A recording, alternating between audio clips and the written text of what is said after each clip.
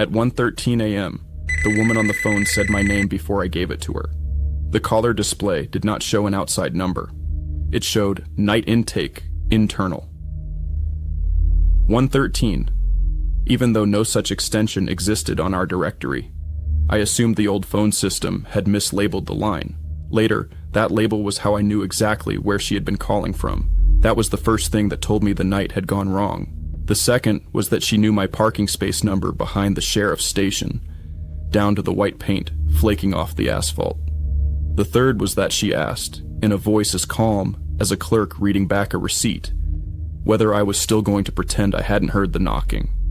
I worked the overnight records annex for the county sheriff's office, which sounds safer than it is because people hear records and think paper cuts, old files, and fluorescent lights.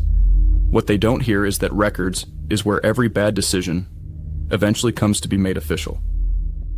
We log calls, intake property, print incident reports, pull case folders for deputies on scene, and keep the one terminal that still talks to dispatch after midnight.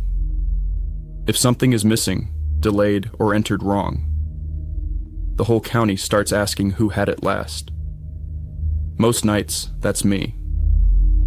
We're short on coverage, so when the road deputies are out and dispatch is busy, I'm the one alone in the annex with sealed evidence receipts and the printer that never seems to run out of paper. I can't just leave when something feels wrong, because if the records desk goes dark, the county doesn't stop needing answers. If a call isn't logged, it didn't happen. If a file never gets entered, it may as well have been swallowed. That night, something was already waiting on my desk before the call came in. A paper clip. Not just any paper clip. One of those cheap silver ones we keep in a jar by the printer. Except this one had been bent into a little hook. Like someone had worried it between their teeth and made it useful for something ugly. I noticed it because I had straightened it earlier in the evening. I remember that clearly. I'd clipped a stack of returns, pulled the papers tight, and set the clip back down flat on my desk. Now it sat curved upward, pointing at the phone like a tiny metal finger. Next to it was an envelope marked Intake Return. I knew that envelope too. It had been blank when I filed it an hour earlier, tucked into the outgoing tray with a half-dozen others. Now my initials were written across the front in my own blue penmanship. I picked it up and felt the smell before I opened it. Wet concrete, not smoke, not mildew, not bad coffee or old paper. Wet concrete, like a basement after a pipe burst, or a stairwell below ground that hadn't seen air in years. I looked through the annex window into the lobby. Empty chairs, locked glass doors, the fluorescents above the front desk buzzing in that thin, irritated way they do when no one's around to hear them. The station was dead except for the phone on my desk and the muted hum of the printer. Then my shoulder radio cracked with static. I hadn't keyed it. A dispatch tone followed, one I didn't recognize, and the monitor on my terminal flashed a call number I had not entered. My mouth went dry. I answered the line. The woman on the other end sounded close, tired, and annoyingly composed. She said there was a man standing in a hallway on Hollis Street, and that if I had already logged the call, I should check the second page. I told her, "Ma'am, this is records. Are you trying to reach 911? She gave a short laugh, like I'd asked whether the rain was wet. "You are tonight," she said. Then she gave me an address on Hollis Street, half a mile from the station in the oldest part of town, down where the streets fold around the river and the houses have been standing too long. I knew the place. Two-story frame house, peeling white paint, dead lawn, no porch light. 6 months earlier, I'd logged a landlord complaint there about squatters. It had been empty except for dust, a busted thermostat, and the smell of old water damage. She told me the man in the hallway was wearing a county windbreaker. That one landed hard, because our office hadn't issued county windbreakers in years. The older deputies still had theirs. But they were faded, stained, or stuffed in lockers and glove boxes like relics from another shift rotation. I asked her name. She said, "You already have it." Then she hung up. The printer immediately kicked on.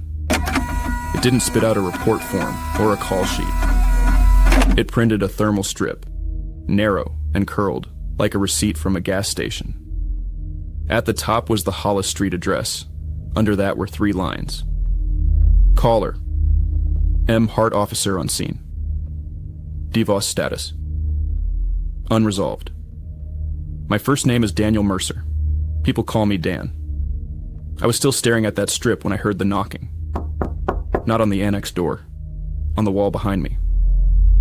3 measured taps from the other side of the records room, where the wall was cinder block, and the only thing back there was a locked supply closet full of staples, toner, and broken binders. The knocking stopped. Something slid lightly across the floor behind my chair, the sound of a fingernail dragged over concrete. I stood up too fast and nearly knocked my coffee over. My first instinct was the dispatcher line. I called it from the desk phone, and it rang once before connecting to dead air. I could hear a television somewhere in the background, low and distant, playing a local news segment about a road closure from last week.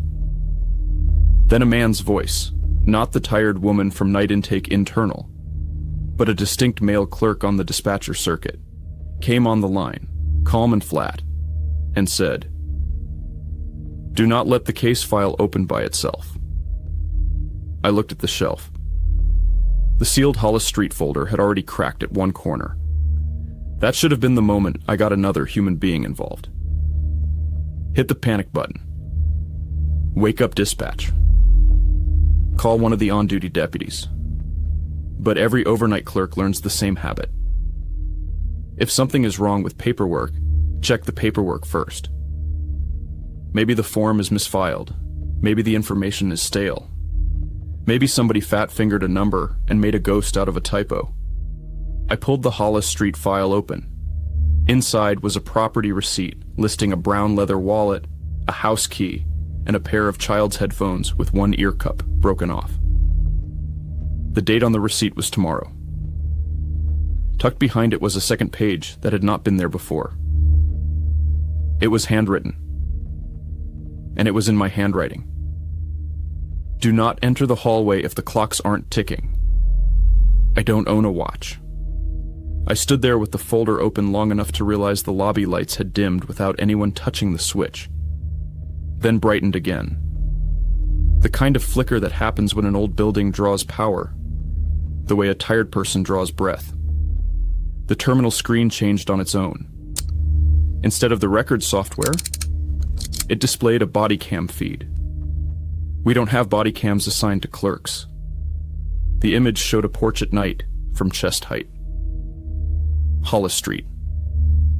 Dead lawn. Same peeling paint, same front steps. A flashlight beam moved across the siding and caught a wet streak running down from the doorframe, as if someone had dragged a soaked hand along the wall. The image juddered. Then I saw the porch number, 114. That was wrong. Hollis Street was 118. I know because I'd typed the address 3 times 6 months ago when I entered that landlord complaint. 118. White house, loose railing. No mailbox, no porch light. The feed showed 114, and behind the front door was a sound like somebody breathing through a room full of towels. The county parcel record was still 118. I checked it twice. But an old intake notation buried under the complaint listed 114 as a temporary room number, not a street address. That was the first rule I understood. The house kept its official address on paper and showed its intake number to whoever it was processing. Then the feed cut to black. The radio on my shoulder squawked again.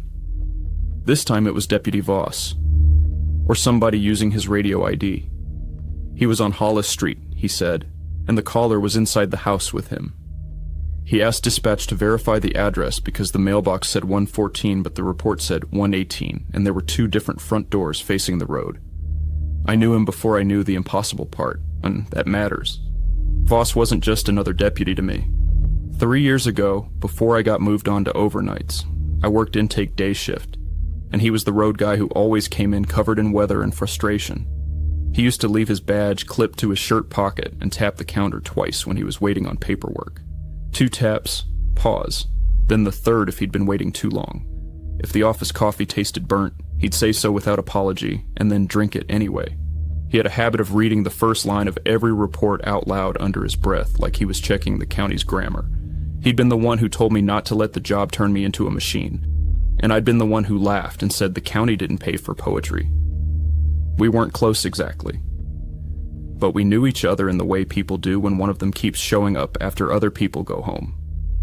That is why the radio call hit me harder than the paperclip, or the envelope.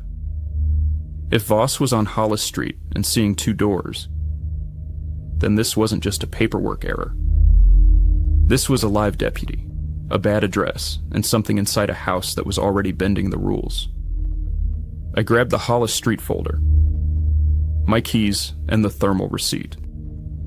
I left my coffee on the desk because the smell suddenly turned sour, like it had been sitting too long in sun. The annex door stuck when I pushed it open, the latch refusing to catch for a second, like something on the other side wanted the room to stay closed. I got out into the parking lot and stopped dead. Our Unit 12 cruiser was parked in the shared lot between the sheriff's station and the detached records annex, with the passenger door open. It shouldn't have been there. Unit 12 was in the shop for a transmission issue. I knew that because I'd entered the maintenance note 2 days earlier, and filed the tow slip myself. I approached anyway, because apparently my night had already run out of mercy. My notebook was on the center console. I knew I had left that notebook in the annex. Inside, on a fresh page, were 3 instructions written in a tight, hard hand. 1. Bring the envelope. 2. Don't believe the house if it offers you an easier layout. 3. If you hear the child's headphones, stop moving. I slid the original intake return envelope inside my jacket before I left the lot. My initials were still wet-looking on its front. Whatever else the house copied that night, that envelope was the one object I could prove had come from my desk. I stared at the page until my eyes started to sting from the parking lot light. Then I looked up and noticed the route to Hollis Street was wrong. Not impossibly wrong. Just wrong in a way that made my skin crawl. Every intersection was green. Every side street was empty. No traffic. No pedestrians. No dogs barking behind fences. No bar crowds spilling out onto the sidewalks. The town was laid out like a map that had been flattened and abandoned. When I turned onto Hollis, the house was there at the end of the block, and the porch number was 114. I said it out loud, because I needed to hear a human voice confirm something. 14, I said, and hated how small it sounded. Deputy Voss stood by the front steps with a flashlight in one hand and his sidearm still holstered. The county windbreaker the caller had mentioned was draped over his shoulders, soaked dark with moisture that hadn't come from the sky. Under the porch light, his face looked strained and pale. He saw me and gave me the sort of relief people only show when they're angry you took too long. "Tell me the number and the report is wrong," he said. I held up the folder. He took the receipt, read it, and then looked past me toward the front yard with his jaw tightening. "There are 2 doors," he said quietly. I turned. At first I only saw one front door, white paint, cracked glass in the upper panel. Then, as he kept looking, I started to make out what he meant. To the left of the visible door was a narrow recessed entry that shouldn't have fit between the porch column and the front window. A second front door, dim and half hidden, like the house had been built with a lie in it. "I don't see it," I said. "You don't have to like that answer," Voss muttered. "Just don't say it out loud if you start seeing more than one." That was when we heard the child's headphones. Not the child. The headphones. A faint tinny song, muffled by walls, as if a tiny speaker were playing through a buried phone. It came from inside the house, then under the porch boards, then from somewhere in the yard behind us. Same tune, different place. Like the sound was trying on rooms. Voss lifted a hand and told me to stop moving. We both froze. The music cut off. The silence that followed was worse because it made every little thing feel supervised. My own breathing. Voss's boots on the porch boards. The wet scrape of something moving under the floor. I opened the folder to the second page and watched fresh ink rise through the paper, letter by letter. Enter through the left door. Voss looked at me, then at the house, then back at me. There is no left door, he said, but he sounded less certain after he said it. I remember that part clearly because it was the first time I saw him scared in a way he couldn't disguise. We went in through the door, he could see. The entry hall smelled like damp carpet and old lemon cleaner. 3 family photos hung on the wall, turned face down. The hallway should have ended at the kitchen. Instead, it extended one door too long, then bent, then ran alongside itself as if the house had been folded and stapled wrong. Every few feet, the walls changed their distance from each other by a fraction of an inch. Not enough to notice all at once. Enough to make you walk, like the floor was becoming uncertain under you. 2 wall clocks hung above the family photos. Neither second hand moved. I remembered the warning and told Voss we could not enter the long hallway while they were silent. Then the front door sealed behind us. The dead clocks clicked backward to 1:13, and the corridor opened under our feet. We had crossed the line anyway. 3 steps later, the house began replacing our belongings with filed copies. That was the consequence. Once you entered while the clocks were stopped, the hallway could start substituting its record of you for the living person. Voss whispered that his body cam was dead. Mine had never been issued. We found the headphones first. Child-sized. One ear cup broken. Cord looped neatly around itself. The exact set from the receipt. Voss crouched to pick them up, and the hallway lights above us clicked once in sequence, like a row of tiny switchboards being tested. On the side table sat my blue pen. I had left it clipped in my shirt pocket at the Annex. Now it lay uncapped on the wood, the tip glossy with fresh ink. Voss stared at it, then at me. "Dan," he said, and there was a warning in the way he used my name. "I didn't bring that," I said. "No kidding." We took 3 more steps and the hallway opened into a room that was not a room. It was my records annex. Same desk, same terminal, same stack of call logs, same coffee stain on the blotter, same bent paper clip on the desk lamp base. A copied envelope marked "Intake Return" sat where the original had been on my desk. Already slid open. The original was still pressed against my ribs inside my jacket. Its weight was the only proof that this room was a filed imitation. The monitor flickered on. On screen was the hallway we'd just walked through. But from the far end, as if a camera waited in the place where the house should have ended. In the feed, I could see us entering. Voss stood beside me in the county windbreaker. Behind him, the feed showed a second body in a duplicate deputy uniform. That duplicate was wearing my face. The monitor was not swapping us. It showed the living Voss where he actually stood.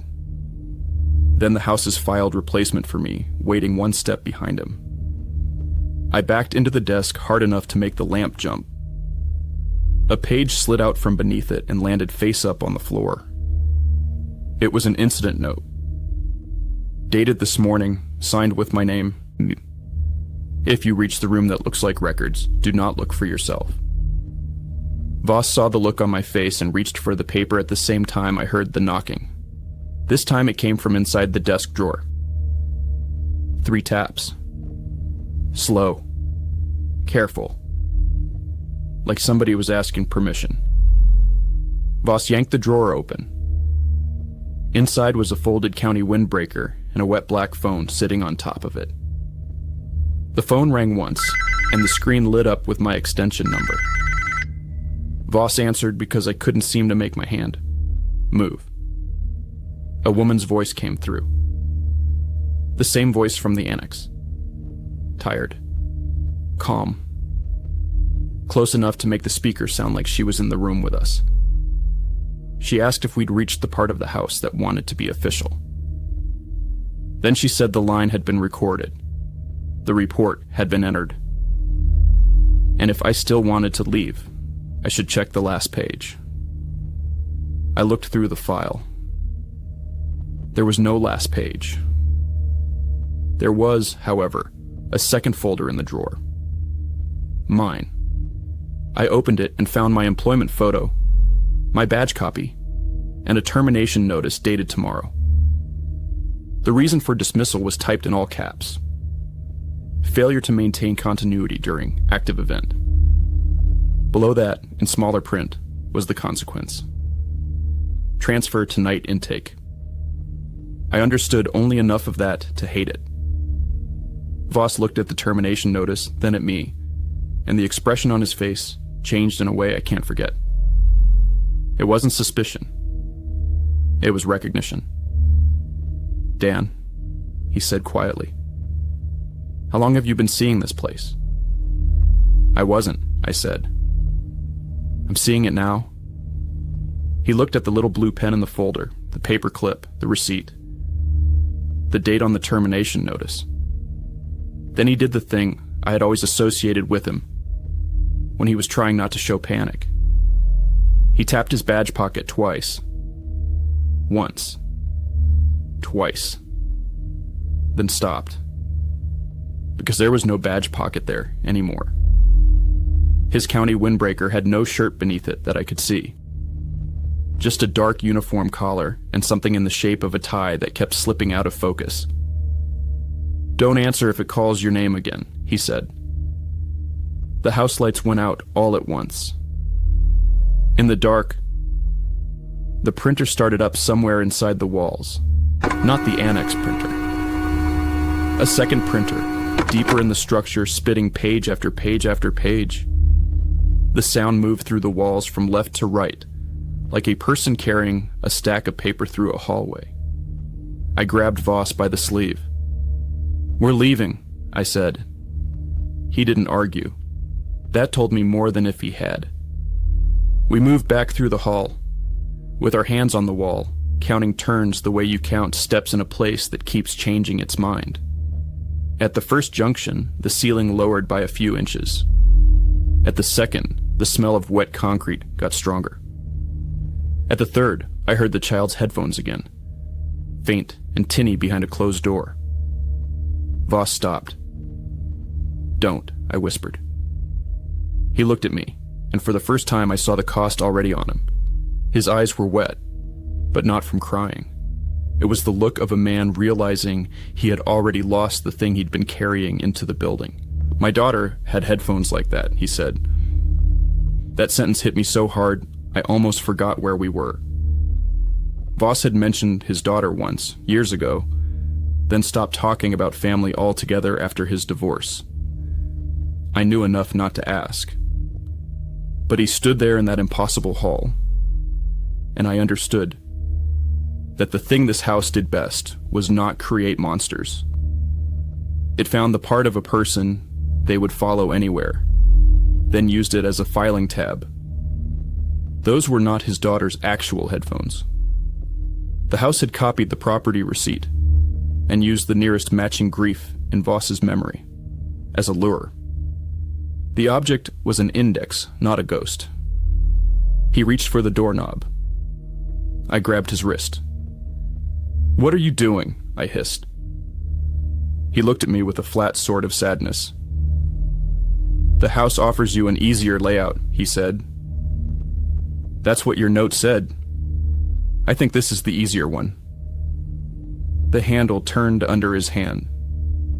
I knew the choice then, and I hated that it was a real choice. If I pulled him away, we might both stay trapped in the corridor. If I let him open the door, the house might give us a shortcut and take something in payment. I remembered the voice on the phone, the way it had said the line had been recorded. so I made the worst reasonable decision. I let him open it. Inside was not a room. It was my apartment. Not a copy. My actual apartment, or something close enough to make my stomach drop. My couch, my sink. The cheap frame print I'd been meaning to hang straight for months. On the counter sat another envelope, marked Intake Return. This copy had no initials. And beside it, on a little ceramic dish, was my apartment key. Voss stepped inside like he'd been there before. The impossible part was that he looked older in my living room than he had in the house. Not older exactly, reduced. As if every inch of light in the room had taken something out of him. I saw the false escape instantly. It was designed to work on me. There were my work boots by the door, my jacket on the chair, a half-finished plate in the sink. The home I'd been trying to get back to for years by doing enough of my job well enough to go to sleep without thinking. The house had built the easiest thing it could think of. An exit that fit my life. Voss reached for the kitchen counter and his fingers passed through it. The room wasn't solid. It wants you to believe you got out, he said, and now there was no strain left in his voice at all. Just warning. Don't take anything from it. He was already fading. I could see the hallway through him. The house had opened a false escape and the cost was immediate. If I crossed into it, I'd lose the line back to the Annex. If I stayed, Voss would vanish into whatever this was, and I'd still be trapped. I did the only thing that felt like evidence. I pulled the original envelope from my jacket and pressed it against the blank copy on the counter. The instructions had not said the envelope was a key. They had said to bring it because the house could duplicate a record, but it could not hold two versions of the same intake and contact. The moment the envelopes touched, both split open and the apartment snapped away. The blank copy turned to damp pulp. The original stayed in my hand, its blue initials intact. I put it back inside my jacket immediately and kept it there through the hallway and the folded streets. The collapsing copy took Voss with it. His physical body disappeared at that exact instant, and the system transferred the pattern it had made of him into a personnel record. He was not hiding elsewhere in the house. He had been administratively converted from a living deputy into a filed night clerk. The hallway returned. But Voss was gone. I shouted his name once, and the sound came back to me wrong, like it had hit a wall and returned with a different accent. Then the second, bigger reversal hit. The house was not just folding rooms. It was filing people. Every door, every receipt, every wrong address, every printed page, every my name on my own paper detail was a record. A system. A live intake process. The places weren't changing randomly. They were sorting us into categories. The annex, the house, the calls, the case folders, the missing pages. It all ran like a filing room that had learned how to breathe. And I knew with a clarity that made me feel sick that the woman on the phone had not been asking whether I had heard the knocking. She had been checking whether I belonged to the room that was knocking. I ran. I made it back through the hall, through the front door, across the porch, and into the yard with my hands locked around the envelope, like it was the only thing keeping me listed as human. The street beyond Hollis looked wrong under the porch light. Too narrow. Too far away. The patrol cruiser was gone. My sedan was gone. In the road where the pavement should have met the river bend, there was only a concrete stairwell descending into black water. Not a tunnel. A stairwell. County concrete, chipped at the edges, going down under the street as if the whole block had a basement nobody had budgeted for. My radio crackled. Dispatch asked me to confirm my location. I looked down at my wrist. A paper wristband had appeared there, the kind you get at hospital intake or detention processing. White band. Black type. My name. My extension. a room number I had never seen before. Below that, in smaller letters, was my new assignment: overnight records. I stared at it until the streetlights seemed to pulse once, as if something underground had adjusted to my attention. Then I heard the knocking again.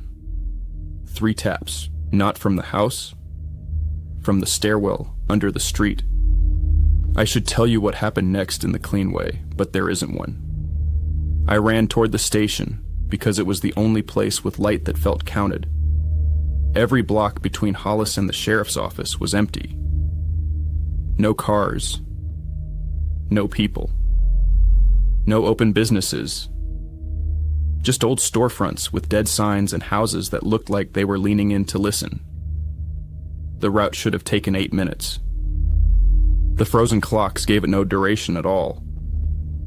Each intersection folded directly into the next until the shared station and annex lot appeared.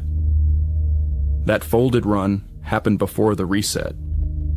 The instant I crossed the annex threshold, the phone display blinked.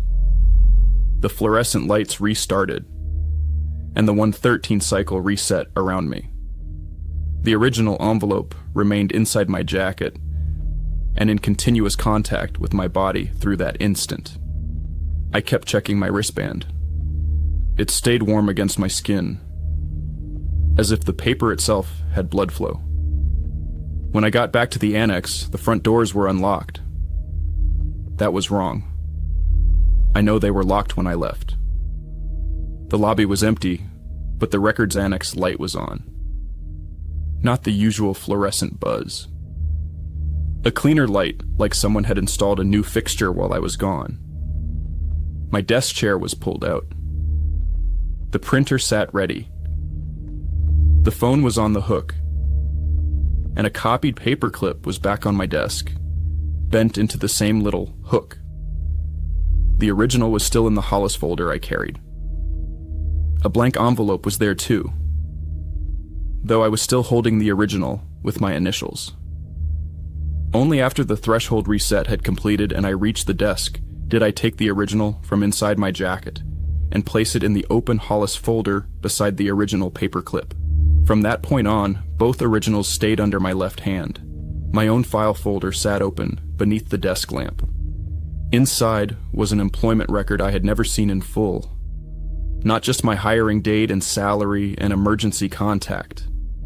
A complete entry log of every overnight I'd worked, every call I'd answered, every time I'd been assigned to records annex rather than intake or dispatch. The pattern wasn't random. Every line after 1:13 a.m. was stamped with the same note: transfer pending. There was one additional page I had not seen before. It was my complete employment record, but the dates were wrong. Not slightly wrong. Wrong enough to make my chest hurt. According to the file, I had been hired once before, and before that, and before that. Each termination had been for the same reason: failure to maintain continuity during active event.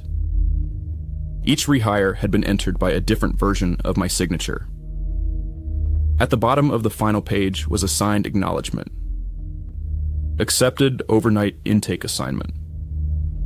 I had signed it at 1:13 a.m. The phone rang. I didn't answer at first, because I'd learned enough to understand that answering mattered. The receiver kept ringing, patient and familiar, and then I heard the knocking. 3 taps. From inside the wall behind my desk. My hand moved before I decided to let it. I picked up the phone. The woman on the line sounded exactly the same. Tired? Calm? Close enough to be standing beside me. She asked if I'd made it back to the annex. I said, "Who are you?" She paused just long enough to feel like a file being set down. Then she said, "You already entered me." Before I could ask what that meant, she gave me her full name: Mara Hart. She had worked overnight intake before me. During an earlier 113 cycle, a version of my signature had processed her termination and reassignment. The system reset my memory, when it rehired me, but it kept every signature.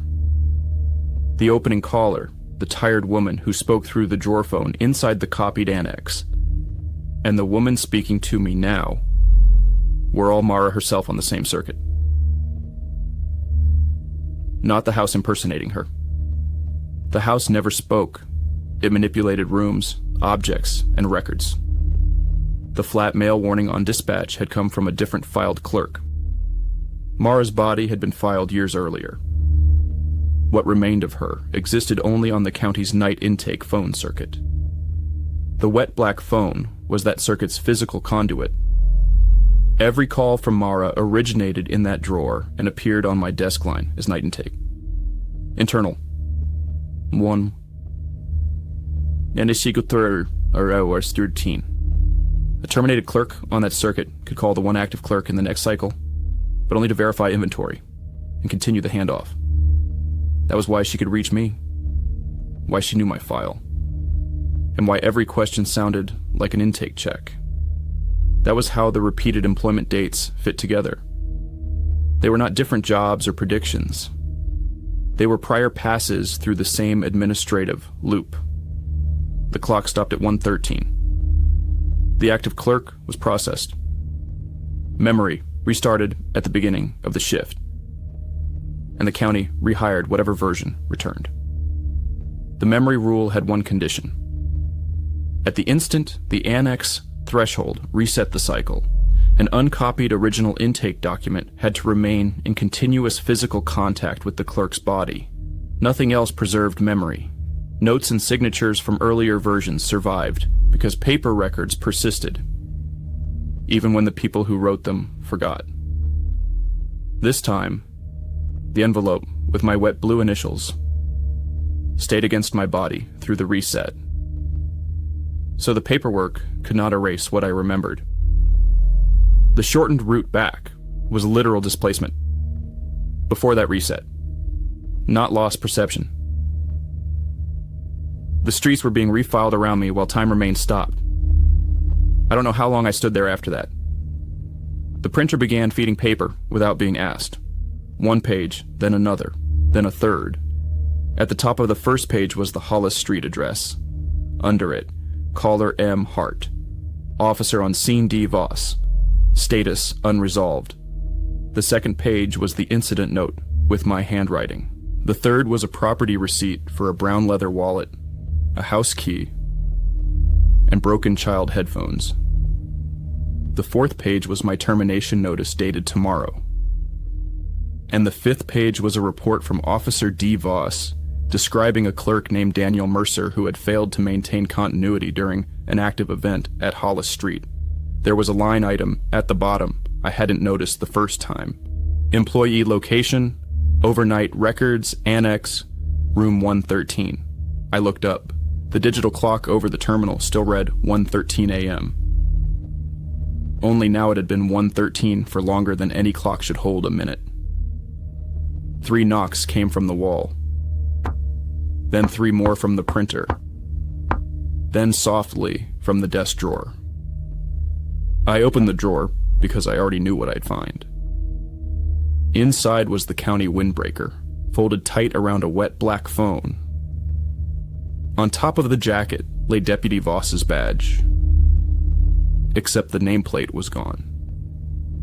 Underneath the badge was a business card-size cardstock form, like a property tag. On it, in precise black lettering, was my employment photo and a room number. Below that, in red ink that looked freshly stamped, were the words, Night Intake Staff. I should tell you, I called for help. I should tell you, I tried to run again. What I did was sit down in the chair behind the annex desk because the file had already decided I was working. I pushed the original bent paperclip through the corner of my initialed envelope and the top sheet of the employment record, fastening my remembered intake to the county's version of me. That was the hook's function. It did not stop the clock or prevent another reset. It kept the file from closing, without taking the original envelope with it, guaranteeing that any later reset would preserve the same memories again. That's the concrete consequence of all this. The part I wasn't ready to admit, until I had no choice. I'm not outside the system anymore. I'm in it. Every time the phone rings, I answer because my hand moves before my judgment does. Every time the printer finishes a page, the paperwork knows where to go before I do. Every few minutes, the wall behind me knocks 3 times, and I can feel the files on the shelf shifting in answer. And Voss? If there's anything left of him, it isn't standing in a hallway anymore. It's on paper. I found his employment record in the drawer an hour after I sat down, not as Deputy Voss, not as a road officer, as a transferred night clerk, same as me. His photo was blank, except for a reflection that looked a lot like a doorway. The transformation wasn't clean enough to call it death, and it wasn't kind enough to call it survival. It was a filing. I keep thinking about the way he tapped his badge pocket when he was scared, the way he tried to make the world orderly with little habits. 2 taps, pause, 3rd tap if he'd waited too long. I heard that pattern again in the walls after midnight. That's how I know it's him, or what the file made out of him. The worst part is that the opening line is still true. At 1:13 a.m., the woman on the phone said my name before I gave it to her. What I didn't understand then was that she wasn't calling a person, she was checking inventory. And the thing about records is that once you've been entered correctly, the county never stops expecting you to show up for your next shift.